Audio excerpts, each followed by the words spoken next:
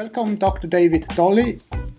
He's from the University of the West Indies, Department for Economics and Extension.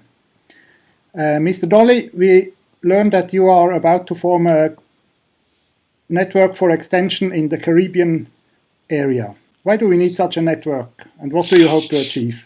Well, we've always, at the University of the West Indies, we've always had a relationship with the extension services in the region.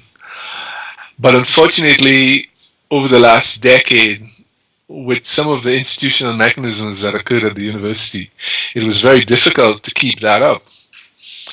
And this is a perfect opportunity through the facilitations of gfras and some initial activity that took place at a Kenya meeting of extension that was organized by CTA and partners.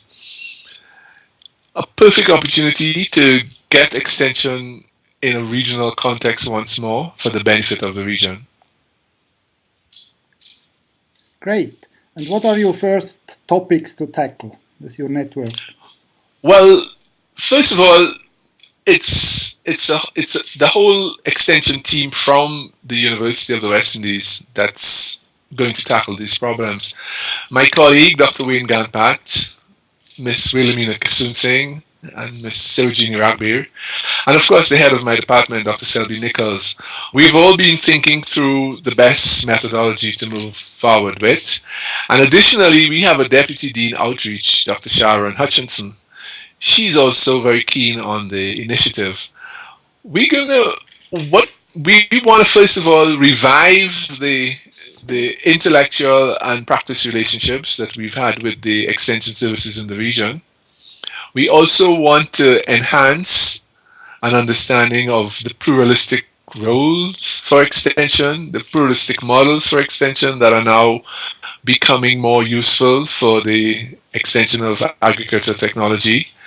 And certainly we might revisit some of the activities that we once did 10 years before, when we had a similarly active relationship with the extension services in the region.